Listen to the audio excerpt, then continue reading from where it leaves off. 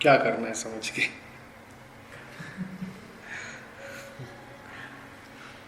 बढ़िया है ना। मतलब एक एक एक कोने में शायद ये भी चीज है कि नहीं जानता, लेकिन फिर भी थोड़ा सा उत्सुकता एक तरह की। उत्सुकता गड़बड़ है, उसको रहने दो।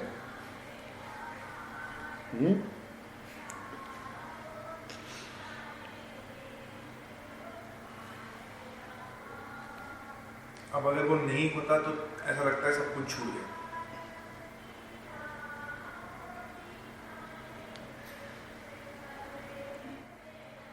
हमने अपनी हस्ती के दरवाजे पर एक झूठा प्रहरी बैठा रखा है। हमारी हस्ती तक आज तक जो कुछ भी पहुंचा उस प्रहरी से, प्रहरी समझते हो ना, दरबान, द्वारपाल, चौकीदार, चौकीदार। हम तक आज तक जो भी पहुंचा वो उस चौकीदार से होकर पहुंचा। तो जो कुछ भी आ रहा होता है चौकीदार पहले ही उसकी जांच परख कर लेता है, कहता है जो जो मुझे ठीक लगेगा वही अंदर जाने दूंगा, बाकी मैं अंदर ही नहीं जाने दूंगा। और वो अंदर क्या चीजें जाने देता है? अंदर वो वही चीजें जाने देता है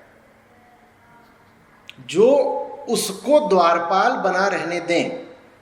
उदाहरण के लिए एक चिट्ठी आई और उस चिट्ठी में साफ साफ लिखा है कि इस घर को अब चौकीदार की जरूरत नहीं है। साफ साफ लिखा है और साबित भी किया गया है कि इस घर को अब द्वारपाल की जरूरत है ही नहीं। और वो चिट्ठी किसको मिल रही है? द्वारपाल को। उस चिट्ठी को अंदर जाने देगा? नहीं जाने देगा ना।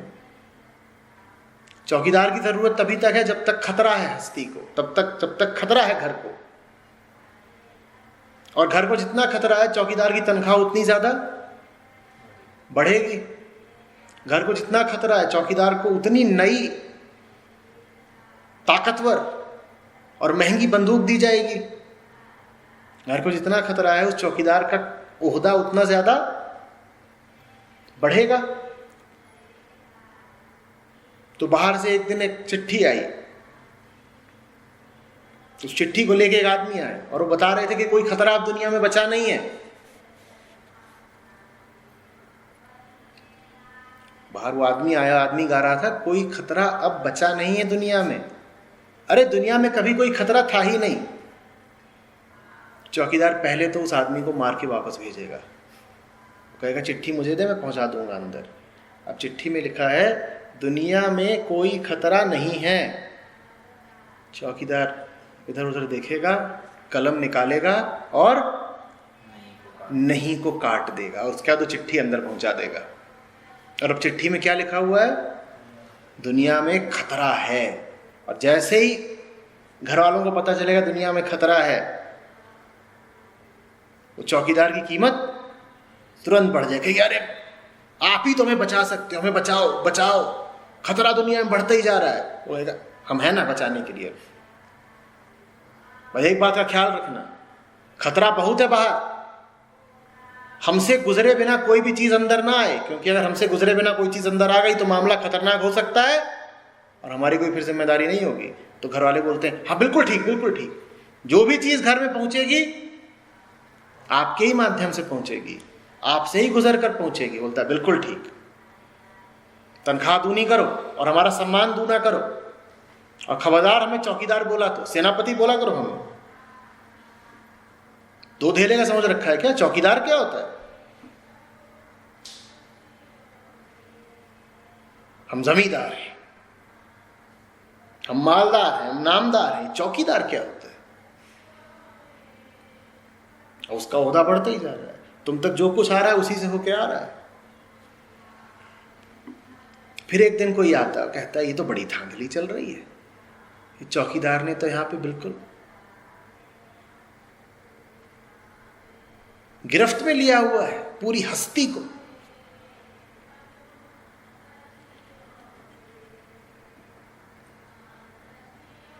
तो वो ऊपर से कूद करके घर में सीधे आंगन में गिरता है। बोलता है मैं दरवाजे से आऊंगा ही नहीं, दरवाजे से आता हूं तो चौकीदार से होके गुजरना पड़ता है।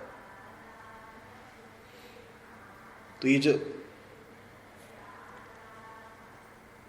शैतान आदमी है, ये चौकीदार को चकमा दे जाता है, ये सीधे आसमान से टपकता है आंगन में।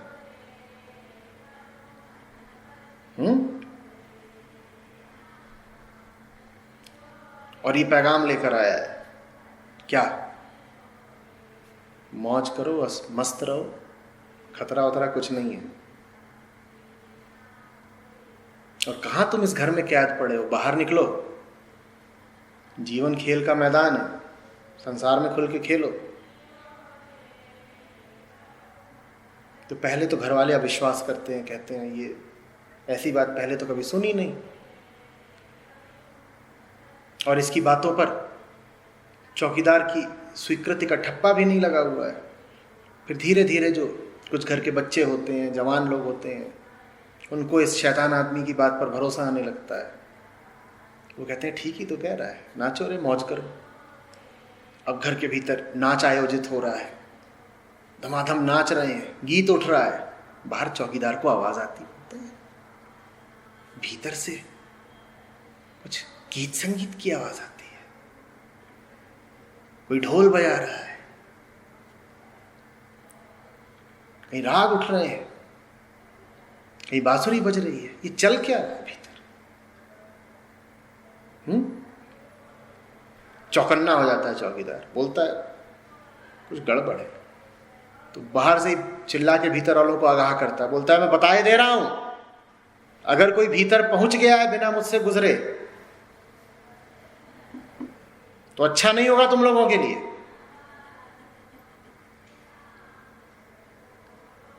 घर वाले सहम जाते हैं, पर कब तक सहमे रहेंगे? वो शैतान आदमी तो उनके बीचों ही बीच है। वो फिर उनको उकसा देता है, वो फिर उनको नचा देता है, फिर नाचना शुरू कर देते हैं। इस बार चौकीदार सिर्फ चेतावनी नहीं देता, धौंस देता है। बोलता है अगर मैंने देखा कि अंदर कोई नाच रहा है तो ये बंदूक अब बाहर वालों पर नहीं चलेगी, भीतर वालों पर चलेगी।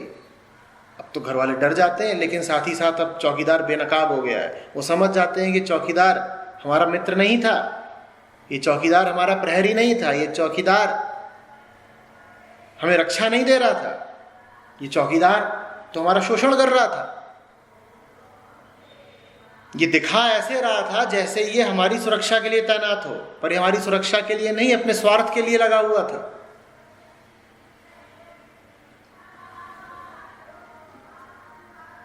अब वो स्थिति आ गई है।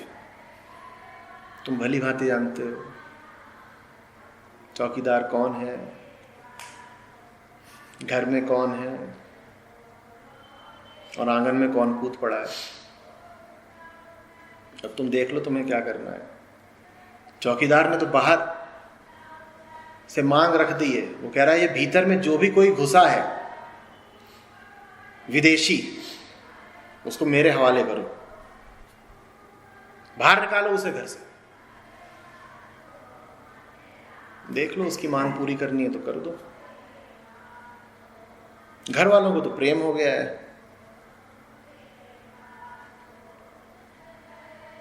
तो शैतान ने अच्छी कुदाल मारी है, सीधे आंगन में आके गिरा। बढ़िया है। और शैतान भी पूरा ही शैतान है, उसकी शैतानियां रोज बढ़ती ही जाती हैं। अब वो कह रहा है कि एक दिन ऐसा भी आना चाहिए कि हम ही सब ना नाचें, चलो रे इस चौकीदार को भी नचाते हैं, बड़ा मजा आएगा। ये जब गोली दागेगा तो वो ऐसा लगेगा जैसे संगीत में बीट्स आ रही हैं।